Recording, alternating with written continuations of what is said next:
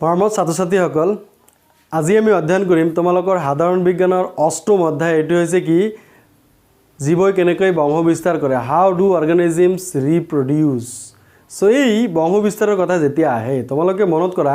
জীৱ বুলি ক'লে উদ্ভিদ আৰু প্ৰাণী দুয়োকে বুজায়। উদ্ভিদবিলাক বা গছ-গছনিবিলাক এইবিলাকো জীৱ, আৰু যিবিলাক প্ৰাণী আছে মানুহ, গৰু, ছাগলী, ম'হ, হাতী, এইবিলাক সব কি জীৱ। সো জীৱ বুলি কোৱাৰ লগে লগে তুমি বহলভাৱে কথাটো ভাবিবা উদ্ভিদ আৰু প্ৰাণী দুয়োটাই তাত সন্নিৱিষ্ট আছে।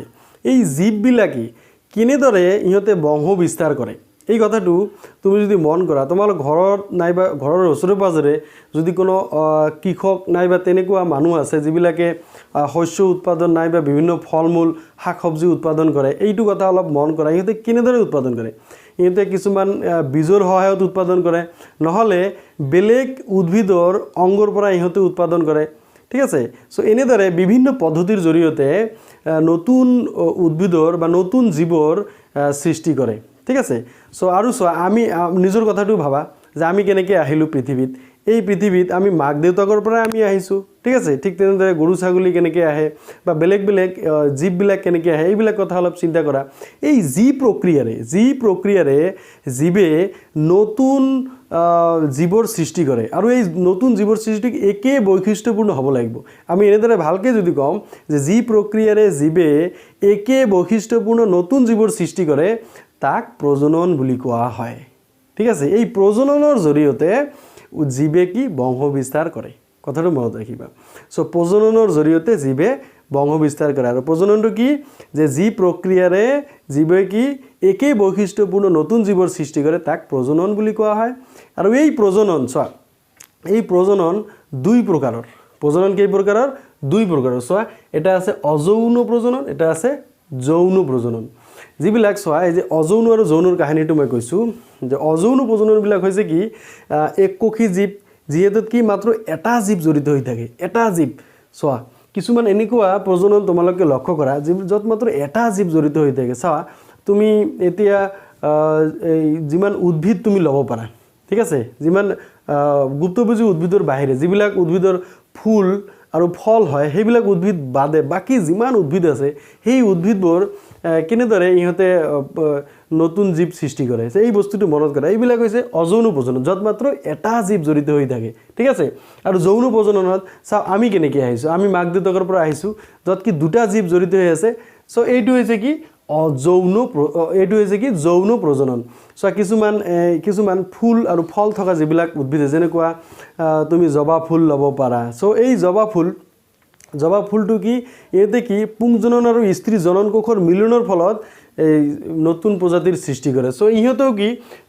যৌন প্ৰজনন পদ্ধতিৰে বংশ বিস্তাৰ কৰে। চ' যৌন প্ৰজনন কি উদ্ভিদ আৰু প্ৰাণী এই দুটা বস্তুৱে আমাৰ চিলেবাছত আছে। চ' এইটো আমি পিছত অধ্যয়ন কৰিম ইন ডিটেইলছত। ঠিক আছে। আৰু চোৱা,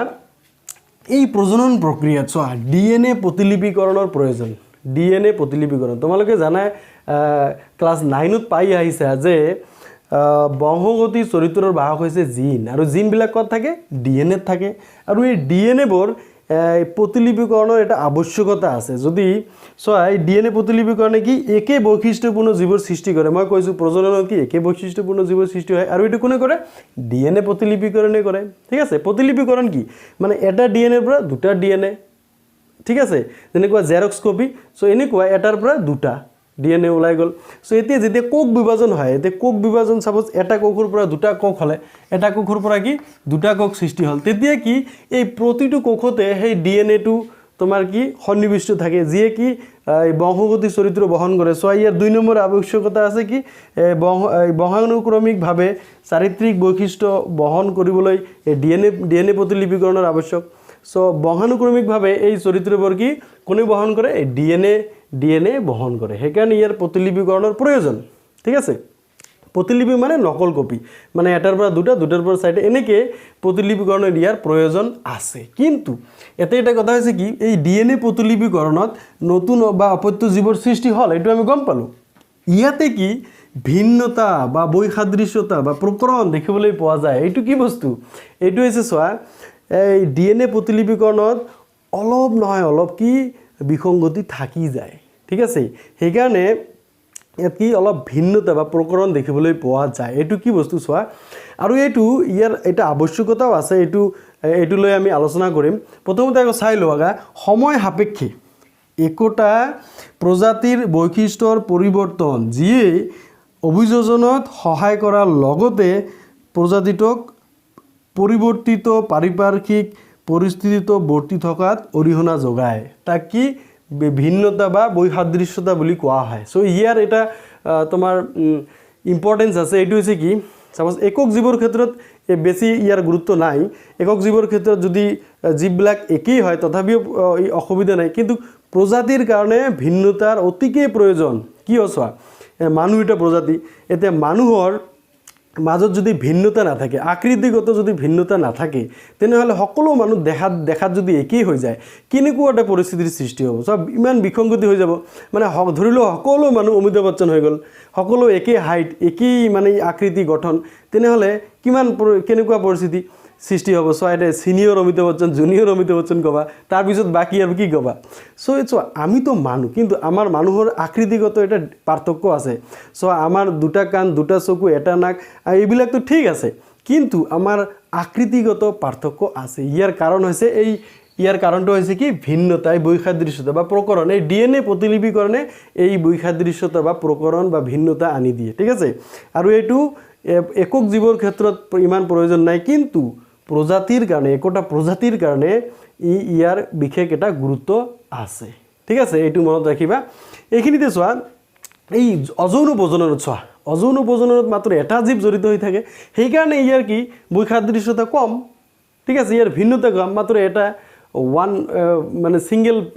প্যাৰেন্টসৰ পৰা আহে সেই কাৰণে ইয়াৰ বৈসাদৃশ্যতা কম কিন্তু যৌন প্ৰজননত চোৱা দুটা জীৱ জড়িত হৈ থাকে দুটা ঠিক আছে সেই কাৰণে ইয়াৰ বৈসাদৃশ্যতা বেছি থাকে ঠিক আছে ইয়াৰ প্ৰকৰণটো বেছি থাকে আৰু ইয়াতে চোৱা যেহেতু অযৌন প্ৰজনন ইয়াৰ বৈসাদৃশ্যতা কম সো সেই কাৰণে পৰিৱৰ্তিত পৰিৱেশৰ লগত ই নিজকে খাপ খুৱাই কেতিয়াবা চলিব নোৱাৰে আৰু কি যৌন প্ৰজনন যেহেতু বৈসাদৃশ্যতা বেছি থাকে এই কি পৰিৱৰ্তিত পৰিৱেশৰ লগত নিজকে খাপ খুৱাই চলিব পাৰে আৰু পৰিৱৰ্তিত পৰিৱেশৰ লগত নতুন প্ৰজাতি নতুন যিবিলাক জীৱ আহিব এই জীৱবিলাক নতুন নতুন বৈশিষ্ট্যপূৰ্ণ হৈ পৰিৱেশৰ লগত নিজকে খাপ খুৱাই চলিব পাৰে ঠিক আছে এই যৌন প্ৰজননত চোৱা যৌন প্ৰজননত চোৱা ইয়াতে পুংজনন আৰু স্ত্ৰী জনন কোষৰ মিলন হয় এইটো আমি পালোৱে আৰু অযৌন প্ৰজননত পুংজনন আৰু স্ত্ৰী জনন কোষৰ মিলন নহয় মানে কি ইয়াত এটাই জীৱ থাকে আৰু তো তাত কি পুংজনন আৰু স্ত্ৰী জনন কোষৰ মিলন হোৱা প্ৰশ্নটোও নাহে ঠিক আছে এতিয়া চোৱা এই যৌন প্ৰজননত আমি উদ্ভিদ আৰু প্ৰাণী দুটাৰ বিষয়ে আমি আলোচনা কৰিম এইটো পিছৰ পৰ্যায়ত আমি আলোচনা কৰিম ঠিক আছে সো ইয়াতে সপুষ্পক উদ্ভিদ বা গুপ্তভোজী উদ্ভিদৰ যৌন প্ৰজনন আছে যিবিলাকৰ তোমাৰ কি ফুল আৰু ফল হয় প্ৰজনন অংগ থাকে প্ৰাণীৰ ক্ষেত্ৰত অকল আমি মানুহৰ কথাই ইয়াত আলোচনা কৰিম বেলেগ জীৱ যেনেকুৱা গৰু মহ গড় সিংহ এইবিলাকৰ কথা আমি আলোচনা নকৰিম অকল হিউম্যান বিং মানুহৰ কথা আমি আলোচনা কৰিম ঠিক আছে বহুতো বিদ্যালয়ত এইটো নপঢ়ায় দুটা তিনিটা পেজ পঢ়াই বাকি থৈ দিয়ে আমি কিন্তু ইয়াত ইন ডিটেইলছত আমি আলোচনা কৰিম সো ইয়াতে চোৱা অযৌন প্ৰজননত এইখিনিতে কিছুমান পদ্ধতি আছে এই পদ্ধতিৰ বিষয়ে তুমি চোৱা অযৌন প্ৰজননত ইয়াতে 6টা পদ্ধতি তোমাৰ ইয়াতে দিয়া আছে প্ৰথমটো আছে চোৱা দ্বিখণ্ডন বা বিভাজন 2 নম্বৰত বিভংগন 3 নম্বৰত পুনৰ্জীৱন 4 নম্বৰত মুকুলোদগম আৰু 5 নম্বৰত আংগিক বিস্তাৰণ 6 নম্বৰত ৰেণুৰ উৎপত্তি ঠিক আছে এই প্ৰতিটো অযৌন প্ৰজননৰ যি পদ্ধতি আছে সেই পদ্ধতিৰ বিষয়ে আমি ইন ডিটেইলছত এতিয়া আলোচনা কৰিম ঠিক আছে প্ৰথমটো কি আছিল আমাৰ দ্বিখণ্ডন বা বিভাজন চোৱা অযৌন প্ৰজননৰ এই আটাইতকৈ সৰল প্ৰক্ৰিয়া যত কি এককোষী জীৱ এই কথাটো মনত ৰাখিবা কি এককোষী জীৱই কোষৰ দ্বিখণ্ডন বা বিভাজন কৰি দুটা বা ততোধিক জীৱৰ সৃষ্টি কৰে চোৱা ইয়াতে চোৱা এককোষী জীৱ হ'ব লাগিব আৰু কি দ্বিখণ্ডন বা বিভাজন হ'ব পাৰে দ্বিখণ্ডন বা বিভাজন এই কৰি দুটা বা ততোধিক জীৱৰ সৃষ্টি কৰে তাক কি কোৱা হয় দ্বিখণ্ডন বা বিভাজন বুলি কোৱা হয় এতিয়া চোৱা এমিবাৰ ক্ষেত্ৰত উদাহৰণ হিচাপে ল'ব পাৰি এমিবাই দ্বিখণ্ডন প্ৰক্ৰিয়াৰে এই কি বংশ বিস্তাৰ কৰে সো ইয়াতে এটা এমিবা সো যেতিয়া বংশ বিস্তাৰ কৰে এটাৰ পৰা দুটা এমিবাৰ সৃষ্টি হৈছে ইয়াতে চোৱা প্লাজমোডিয়ামে কি বহু বিভাজন পদ্ধতিৰে বংশ বিস্তাৰ কৰে ই কি ইও এটা এককোষী জীৱ এতে চোৱা ই কি এটা মাত্ৰ প্লাজমোডিয়ামে বহুতো প্লাজমোডিয়ামৰ সৃষ্টি কৰিব পাৰে যদি উপযুক্ত পৰিৱেশ ই পায় ঠিক আছে আৰু চোৱা আন কিছুমান এককী জীৱ কিছুমান চোৱা যে কলাজৰ সৃষ্টিকাৰী লেছমেনিয়া আৰু মেলেৰিয়া সৃষ্টিকাৰী আদ্যপ্ৰাণী প্লাজমোডিয়াম এইবিলাকো এককী জীৱ ইও কি কৰে দ্বিখণ্ডন পদ্ধতিৰে বংশ বিস্তাৰ কৰে এতে চোৱা কলাজৰ সৃষ্টিকাৰী যেনেকৈ তোমাৰ মেলেৰিয়া সৃষ্টিকাৰী আদ্যপ্ৰাণী প্লাজমোডিয়াম যদি মেলেৰিয়া সৃষ্টিকাৰী এই এতে যদি মহটোৱে কামুৰি দিয়ে তেনেহ'লে এই প্লাজমোডিয়াম আমাৰ ভিতৰত সোমাই গ'ল এই প্লাজমোডিয়ামে কি একে লেথেৰিয়ে দ্বিবিভাজন কৰে চোৱা প্ৰথমতে এটাৰ পৰা দুটা হৈ গ'ল ঠিক আছে তাৰপিছত ই আকৌ কণ্টিনিউৱাছ মানে একে লেথেৰিয়ে কেইবাবাৰ মানো দ্বিবিভাজনী কৰিয়ে থাকে চ' দুটাৰ পৰা এনেকৈ চাৰিটা হৈ গ'ল ঠিক আছে এনেকৈ ইয়ে কি ভিতৰত এই প্লাজমোডিয়ামৰ সংখ্যা কি বৃদ্ধি কৰি দিয়ে আৰু আমাক কি বিপদত পেলায় চ' এনেদৰে এই মেলেৰিয়া ৰোগ সৃষ্টিকাৰী আদ্যপ্ৰাণী প্লাজমোডিয়ামে কি দ্বিখণ্ডনৰ জৰিয়তে একে লেথেৰিয়ে বিভাজন কৰি বহুতো প্লাজমোডিয়াম সৃষ্টি কৰে চ' এইবিলাক এই দ্বিখণ্ডন বা বিভাজন এককোষী একটা এই বস্তুটো ভেৰি ইম্পৰ্টেণ্ট ই কি এককোষী জীৱৰ ক্ষেত্ৰত এই দ্বিখণ্ডন বা বিভাজন পদ্ধতিটো দেখিবলৈ পোৱা যায় 2 নম্বৰত বিভংগন যি কি ই অজনু প্ৰজননৰ এক প্ৰক্ৰিয়া য'ত এটা জীৱই পৰিণত হোৱাৰ পিছত পৰিণত মানে কি পূৰ্ণতা প্ৰাপ্তি হোৱাৰ পিছত দেহটো কিছুমান সৰু সৰু খণ্ডত বিভংগন কৰে আৰু এই সৰু সৰু খণ্ডৰ পৰাই নতুন প্ৰজন্মৰ সৃষ্টি হয় চ' এটা পৰিণত হৈ কি সৰু সৰু খণ্ডত এই কি বিভংগন হয় আৰু প্ৰতিটো খণ্ডৰ পৰা নতুন প্ৰজন্মৰ সৃষ্টি কৰে এই কি সৰল বহুকোষী জীৱৰ ক্ষেত্ৰত এই কথাটো মনত ৰাখিবা কি সৰল বহুকোষী জীৱৰ ক্ষেত্ৰত এই বিভংগন প্ৰক্ৰিয়া দেখিবলৈ পোৱা যায় বহুকোষী কিন্তু সৰল হ'ব লাগিব সৰল বহুকোষী জীৱৰ ক্ষেত্ৰত বিভংগন প্ৰক্ৰিয়া দেখিবলৈ পোৱা যায় উদাহৰণস্বৰূপে হৰ্পিল হেলাই স্পাইৰোগাইৰা ইংৰাজী টাৰ্মটো মনত ৰাখিবা কেতিয়াবা পৰীক্ষাত সোধে 2020 এইটো আহিছিল এইটো কি স্পাইৰোগাইৰা কি কেতিয়াবা ইংৰাজী টাৰ্মটো ডাইৰেক্ট কোশ্চিনত এনেকৈ সুধি দিয়ে যে স্পাইৰোগাইৰা কি চ' ই এবিধ সৰল বহুকোষী জীৱ ঠিক আছে যি বিভংগন পদ্ধতিৰে বংশ বিস্তাৰ কৰে চ' ইয়াতে এই সৰল হৰ্পিল হেলাই ই কি পানীত থাকে তোমালোকে জানা হেলাইবিলাক পানীত থাকে ই কি এই সৰু সৰু খণ্ডত বিভক্ত হৈ গ'ল আৰু কি প্ৰতিটো খণ্ডৰ পৰাই একোটা নতুন হৰ্পিল হেলাই সৃষ্টি কৰিছে চ' এইটো হৈছে বিভংগন পদ্ধতি যি কি সৰল বহুকোষী জীৱৰ ক্ষেত্ৰত এই বিভংগন পদ্ধতি দেখিবলৈ পোৱা যায় ইয়াতে সৰল বুলি কি কোৱা হৈছে কাৰণ ইহঁতৰ ইমান জটিল নহয় জটিলতা নাই জটিল যিবিলাক বহুকোষী জীৱ ইহঁতৰ আৰু বহুতো কোষৰ সমন্বয়লৈ গঠিত হয় বহুতো কোষ লগ লাগি ইহঁতৰ কলাৰ সৃষ্টি কৰে আৰু বহুতো কলা লগ লাগি বিভিন্ন অংগৰ সৃষ্টি হয় আৰু এই অংগবোৰৰ সমন্বয় ৰক্ষা কৰি ইহঁতে চলাচল কৰে বহুকোষী জীৱৰ ক্ষেত্ৰত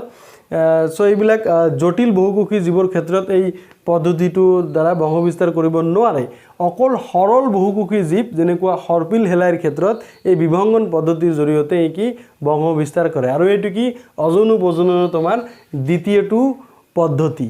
পুনৰ্জীৱনত কি হয় বেলেগ বেলেগ অংগ বিশিষ্ট জীৱৰ ক্ষেত্ৰত প্ৰতিটো অংগৰ পৰাই নতুন জীৱৰ সৃষ্টি হয় চ' ইয়াতে চোৱা পুনৰ্জীৱন অজনু প্ৰজননৰ এটা পদ্ধতি য'ত ভিন্ন অংগ বিশিষ্ট জীৱই দেহৰ বিচ্ছিন্ন অংগৰ পৰা নতুন জীৱৰ উৎপত্তি কৰে প্ৰত্যেক বিচ্ছিন্ন খণ্ডই বিশেষ কোষৰ সহায়ত নতুন জীৱৰ উৎপত্তি কৰে উদাহৰণস্বৰূপে হাইড্ৰা প্লেনেৰিয়া আদি চ' এইটো চোৱা এইটো সাপোজ প্লেনেৰিয়াৰ এইটো গঠন ইয়াতে চোৱা এইটো মূৰ চ' এইখিনি আমি তিনিটা ভাগত আমি বিভক্ত কৰিব পাৰোঁ এইখিনি মূৰ আছে এইখিনি পেট আছে আৰু এইখিনি নেজ বুলি আমি ধৰি লৈছোঁ চ' এইটো তিনিটা খণ্ডত বিভক্ত হৈ গৈছে এইখিনিত চোৱা ইয়াতে মূৰ আছে ইয়াতে চোৱা পেট আছে ইয়াতে নেজ আছে এইটো মূৰৰ পৰা কি বাকী দুটা খণ্ড কি পুনৰ কি উৎপত্তি কৰিছে নতুন এটা প্লেনেৰিয়াৰ সৃষ্টি কৰিছে য'ত অকল মূৰৰ পৰাই বাকী দুটা অংগ তেওঁ সৃষ্টি কৰিলে এতে চোৱা পেটৰ পৰা এনে সম্পূৰ্ণ এটা প্লেনেৰিয়াৰ সৃষ্টি হৈছে আৰু নেজৰ পৰা সম্পূৰ্ণ প্লেনেৰিয়াৰ সৃষ্টি হৈছে য'ত বেলেগ বেলেগ অংগ বিশিষ্ট জীৱৰ ক্ষেত্ৰত কি এই প্ৰতিটো বিচ্ছিন্ন অংগৰ পৰাই পূৰ্ণাংগ এটা জীৱৰ সৃষ্টি হয় ইয়াকে চোৱা পুনৰ জীৱন বুলি কোৱা হয় বিচ্ছিন্ন খণ্ডৰ পৰাই পুনৰ এটা জীৱন লাভ কৰিছে সো এইটো যেহেতু এটা জীৱৰ পৰাই বহুতো জীৱ পাইছোঁ সো এইটো প্লেনেৰিয়াৰ বহু বিভাজন বুলিও কোৱা হয় বহু বিভাজন কিয় আমি জানো এটা জীৱৰ পৰা যেতিয়া বহুত জীৱ সৃষ্টি হয় তাক বহু বিভাজন বুলি কোৱা হয় এইটো হৈছে প্লেনেৰিয়াৰ বহু বিভাজন আৰু এই প্লেনেৰিয়াৰ বহু বিভাজনটো কি এই পদ্ধতিটো কি পুনৰ্জীৱন বুলি কোৱা হয় য'ত কি প্ৰতিটো বিচ্ছিন্ন অংগৰ পৰাই নতুন জীৱৰ সৃষ্টি হৈছে ঠিক আছে এইটো হৈছে কি পুনৰ্জীৱন আৰু আগৰ যেটো আমি পাইছিলো হৰপিল হেলাইৰ ক্ষেত্ৰত কি আৰু পুনৰ্জীৱনৰ মাজত অলপ পাৰ্থক্য আছে হৰপিল হেলাইত কিন্তু এই ইহতৰ অংগৰ বিচ্ছিন্ন অংগ না আছিল ঠিক আছে ইহতৰ ভিন্ন অংগ বিশিষ্ট জীৱ এইটো হৰপিল হেলাই কিন্তু ভিন্ন অংগ বিশিষ্ট জীৱ না আছিল গোটেইখিনি ইহতৰ একে ধৰণৰ কোষৰ দ্বাৰা ইহতে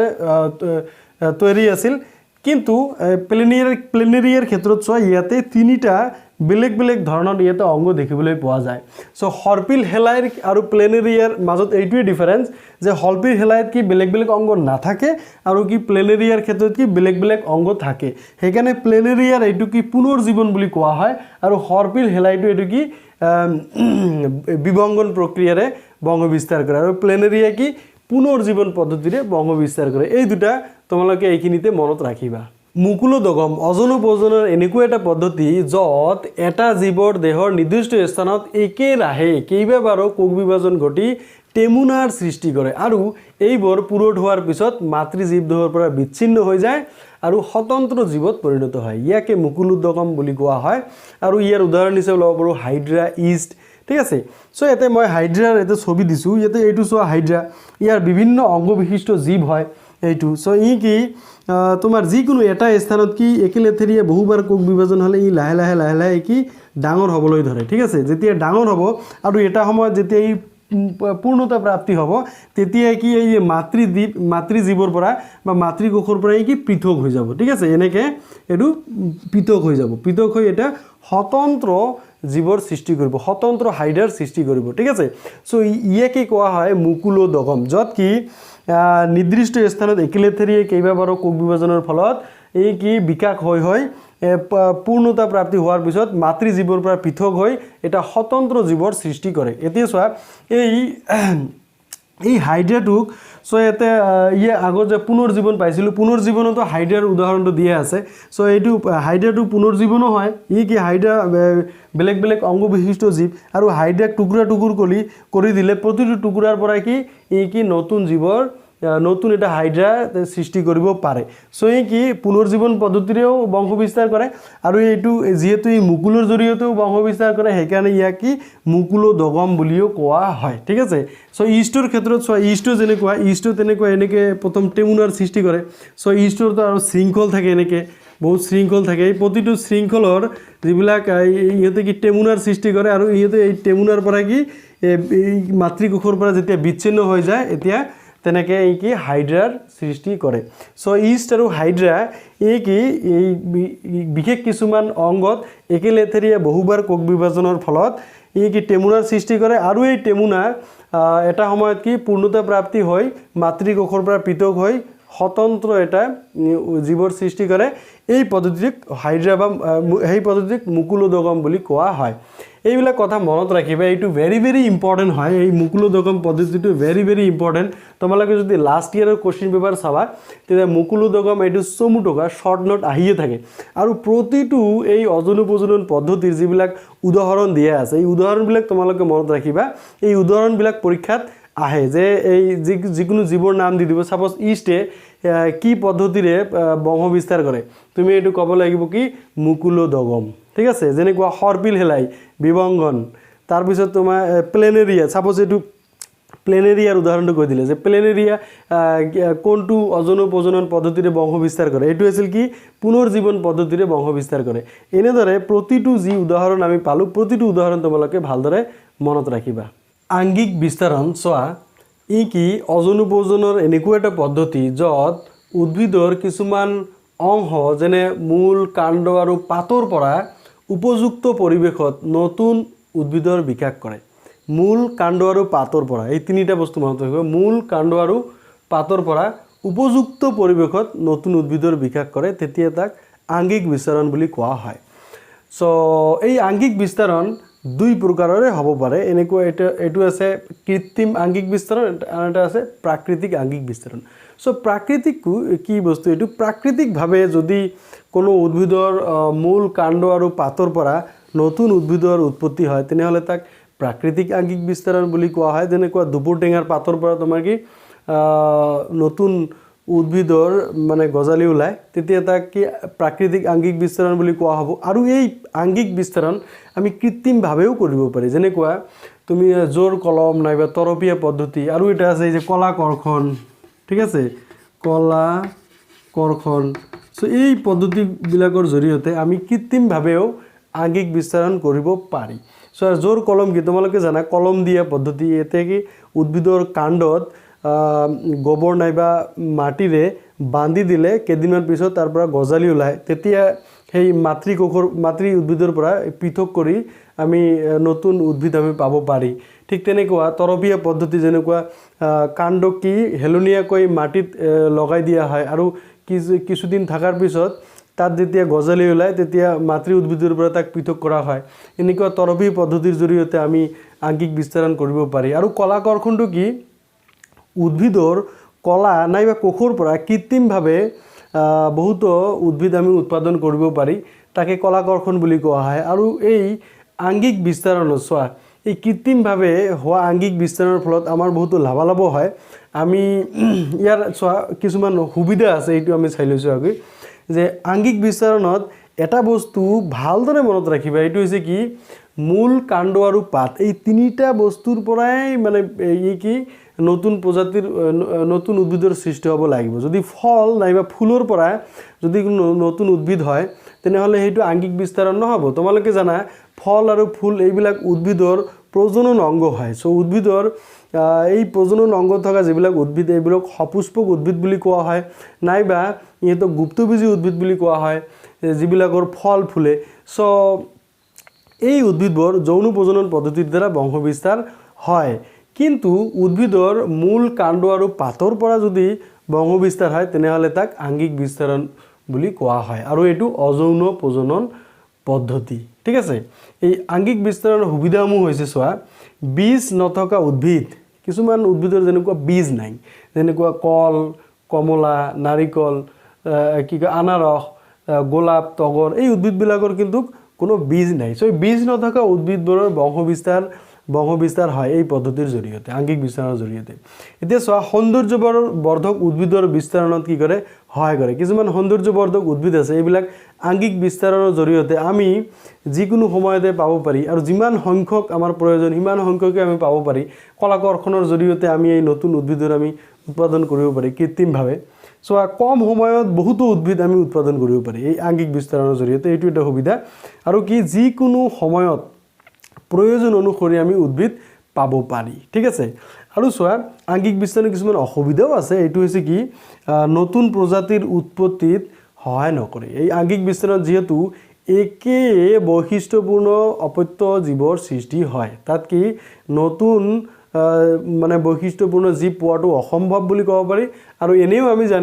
জানো কি অযৌন প্ৰজনন পদ্ধতিত এটা জীৱ জড়িত হৈ থাকে আৰু যত কি বৈসাদৃশ্যতা কম দেখিবলৈ পোৱা যায় সেইকাৰণে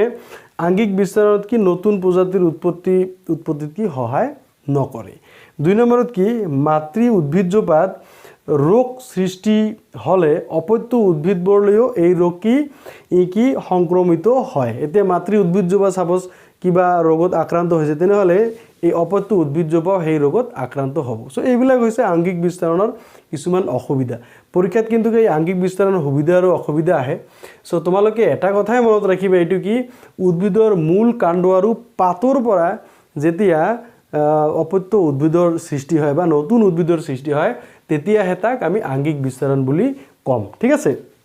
সো এই দুই প্ৰকাৰ কৃত্ৰিম আৰু প্ৰাকৃতিক সো কৃত্ৰিমটো মই কলোৱে জোৰ কলম তৰপী আৰু কলাকৰ্ষণ এই কলাকৰ্ষণৰ পৰীক্ষাত আহে যে কলাকৰ্ষণ কি আৰু ইয়াৰ সুবিধা আৰু অসুবিধা লিখা সো কলাকৰ্ষণত তুমি সুবিধা আৰু অসুবিধা এনেকৈ লিখিব পাৰা যে কলাকৰ্ষণ হৈছে আংগিক বিস্তাৰণৰ এটা কৃত্ৰিম পদ্ধতি যি পদ্ধতিৰ জৰিয়তে উদ্ভিদৰ কোষ নাইবা কলাৰ পৰা কৃত্ৰিমভাৱে আমি বহুত উদ্ভিদ আমি সৃষ্টি কৰিব পাৰি সো ইয়াকে কলাকৰ্ষণ বুলি কোৱা হয় আৰু এই কলাকৰ্ষণৰ সুবিধাবোৰ হৈছে এই কি যিকোনো সময়তে আমি বহুতো উদ্ভিদ আমি উৎপাদন কৰিব পাৰি সৌন্দৰ্যবৰ্ধক উদ্ভিদ আমি কলাকৰ্ষণৰ জৰিয়তে আমি পাব পাৰি আৰু কি তোমাৰ কি কম সময়ৰ ভিতৰত বহুতো উদ্ভিদৰ আমি উৎপাদন কৰিব পাৰি সো এই আংগিক বিস্তাৰণৰ যিবিলাক সুবিধা এইবিলাকেই কলাকৰ্ষণৰ সুবিধা আৰু এই আংগিক বিস্তাৰণৰ অসুবিধাবিলাকো কলাকৰ্ষণৰ অসুবিধা সো এনেদৰে তোমালোকে পৰীক্ষাত লিখিব পাৰা সো আংগিক বিস্তাৰৰ এটা ভেৰি ভেৰি ইম্পৰ্টেণ্ট পদ্ধতি অজন উপজনৰ ক্ষেত্ৰত যাৰ পৰা কি পৰীক্ষাত কোশ্চিন আহিয়ে থাকে ৰেণুৰ উৎপত্তি চোৱা ই অযৌন প্ৰজননৰ এটা পদ্ধতি য'ত উদ্ভিদৰ ৰেণু বুলি কোৱা প্ৰজনন অংগিকাবিলাকত থকা ৰেণুৰ পৰা নতুন জীৱৰ উৎপত্তি হয় এতে উদ্ভিদৰ যেনেকুৱা তুমি ৰাইজোপছ তুমি ল'ব পাৰা ৰাইজোপছত কি এইটো কি এইবিলাক কি ৰেণুধানী ঠিক আছে য'ত ৰেণু থাকে তাক কি কোৱা হয় ৰেণুধানী বুলি কোৱা হয় এই ৰেণুধানীত বহুতো ৰেণু থাকে ৰেণুধানীত কি থাকে বহুতো ৰেণু থাকে এই ৰেণুৰ পৰা কি একোটা উদ্ভিদৰ সৃষ্টি কৰিব পাৰে সো এই ৰেণুৰ উৎপত্তি যেহেতু ৰেণুধানীত থকা ৰেণুৰ পৰা হয় আৰু ৰেণুধানীটো এটা প্ৰজনন অংগ হয় উদ্ভিদৰ এই ৰেণুধানীৰ পৰা বহুতো ৰেণু যেহেতু তাত থাকে সেইকাৰণে আমি একে সময়তে বহুতো জীৱ আমি পাব পাৰি সো ৰেণুৰ দ্বাৰা উৎপত্তি হোৱা জীৱৰ ক্ষেত্ৰত কিছুমান সুবিধাও আছে যেনেকুৱা এই ৰেণুবোৰ বহুত দূৰলৈ বিস্তৃত হ'ব পাৰে সেইকাৰণে ইয়াৰ এটা এডভান্টেজ আছে যে ই বহুত দূৰলৈ বিস্তৃত হ'ব পাৰে আৰু এই ৰেণুবোৰ ডাঠ আৱৰণৰ দ্বাৰা আবৃত হৈ থাকে সেইকাৰণে ই প্ৰতিকূল পৰিৱেশতো ই জীয়াই থাকিব পাৰে ঠিক আছে সো এইবোৰ হৈছে ইয়াৰ সুবিধা সো এইবিলাক আমাৰ আছিল কি অযৌন প্ৰজনন পদ্ধতিৰ বিভিন্ন অযৌন প্ৰজননৰ বিভিন্ন পদ্ধতি প্ৰথমতে আমি পালোঁ যেনেকৈ এক নম্বৰত কি পাইছোঁ এক নম্বৰত পাইছোঁ আমি কি দ্বিখণ্ডন বা বিভাজন ঠিক আছে দ্বিখণ্ডন বা বিভাজন দুই নম্বৰত পালোঁ কি আমি বিভংগন তিনি নম্বৰত পালোঁ কি আমি পুনৰ্জীৱন তাৰপিছত চাৰি নম্বৰত পালোঁ কি আমি মুকুলোদগম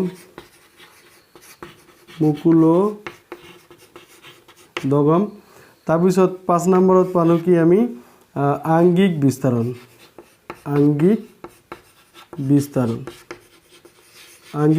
আৰু ছয় নম্বৰত পালোঁ কি আমি ৰেণুৰ উৎপত্তি ঠিক আছে ৰেণুৰ উৎপত্তি এইখিনিতে এটা বস্তু মন কৰিবলগীয়া যে এই প্ৰতিটো পদ্ধতিৰে আমি উদাহৰণবিলাক আমাৰ কিন্তু মনত ৰাখিব লাগিব আৰু পৰীক্ষাত সেই উদাহৰণবোৰে আহে ঠিক আছে তোমালোকে এনেকৈ লিখি প্ৰতিটো ক্ষেত্ৰতে তোমালোকে ঘৰত কি এইবিলাক উদাহৰণবোৰ তোমালোকে লিখি ল'বা ঠিক আছে উদাহৰণ সো ইয়াতে কি দ্বিখণ্ডন বা বিভাজনৰ কি উদাহৰণ আছিল দ্বিখণ্ডন যেনেকুৱা তোমালোকৰ সো ইয়াতে কি আছিল এমিবা ইয়াতে কি আছিল এমিবা তাৰপিছত প্লাজমোডিয়াম আছিল এমিবা প্লাজমোডিয়াম আছিল বিভংগনত কি আছিল হৰপিল হেলাই ঠিক আছে তাৰপিছত পুনৰ্জীৱনত আছিল প্লাজমোডিয়াম নহয় পুনৰ্জীৱনত আছিল প্লেনেৰিয়া